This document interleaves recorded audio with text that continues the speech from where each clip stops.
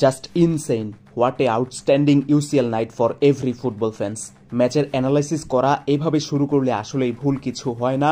Inter মিলানের বিপক্ষে ঘরের মাঠে এক্সাইটিং 90 মিনিট শেষে 3-3 গোলে ম্যাচটা ড্র করেছে বার্সেলোনা। আর যেভাবে আসলে ড্র করেছে এই কারণেই চ্যাম্পিয়ন্স লিগ এতটাই স্পেশাল হয়ে থাকে। আর এই সকল ম্যাচ দেখার জন্যই চ্যাম্পিয়ন্স লিগ ফুটবল ফ্যানরা রাত জেগে থাকে, ম্যাচগুলো এনজয় করে, উপভোগ করে এবং 90 মিনিট শেষে তৃপ্তি নিয়ে ঘুমাতে যায়। অ্যাজ এ নিউট্রাল ফ্যান হিসেবে হয়তোবা একেবারে ইনসেইন ম্যাচ বলা চলে, তবে একজন বার্সা ফ্যান হিসেবে এইরকম পারফরমেন্সেও আমি খুশি হতে পারিনি। কেননা একেবারেই অযথা প্রথম মিনিটেই গোল কনসিড করা, যেভাবে বার্সেলোনা অযথা গোলটা হারিয়ে তারপর মাত্র 30 সেকেন্ডেই গোল কনসিড করেছে, সত্যিকার অর্থে হতশ্রী একটা ডিফেন্সিভ পারফরমেন্স শুরুতেই বার্সা কিন্তু দিয়ে দিয়েছে। চ্যাম্পিয়ন্স লিগের সেমিফাইনালের ইতিহাসে সবচেয়ে দ্রুততম সময়ের গোলটাই ছিল মার্কাস থুরামের 30 সেকেন্ডের ওই গোলটা। এরপর 21 মিনিটে ডানসন ডামফেরিসের কি অসাধারণ বাইসাইকেল কিকের মতো একটা অ্যাক্রোবেটিক ফিনিশ, বার্সার কিছুই করার ছিল না। ওয়েজেক সেজনি চেয়ে চেয়ে দেখেছেন কেবল, 2-0 গোলে 21 মিনিটেই পিছিয়ে পড়ে ম্যাচে বার্সেলোনা।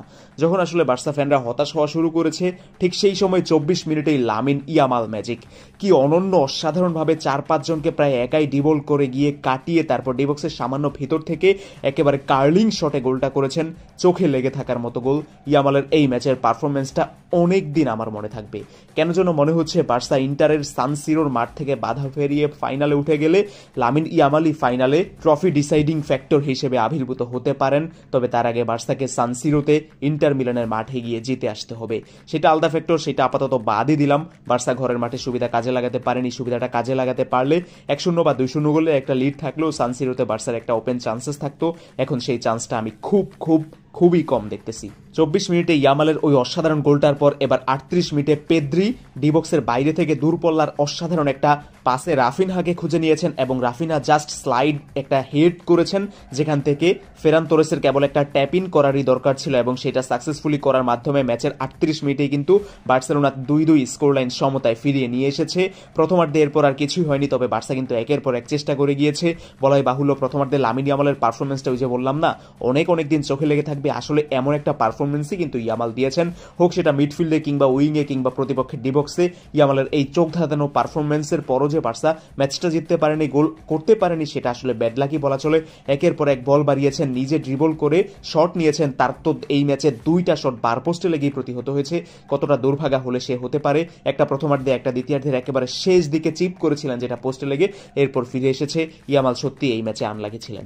এরপর প্রথমার্ধেই কিন্তু বার্সেলোনা জুলস কুন্ডেকে হারিয়ে ফেলেছে, কুন্ডে ইনজুর্ড হয়ে মাঠ ছেড়েছেন।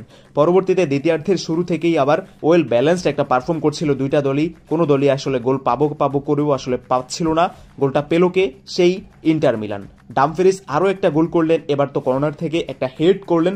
63 মিনিটে ডামফেরিসের ওই গোলে ইন্টার ম্যাচে আরও একবার তৃতীয়বারের মতো লিড নিয়েছে, 3-2 হয়েছে তখন স্কোর লাইন।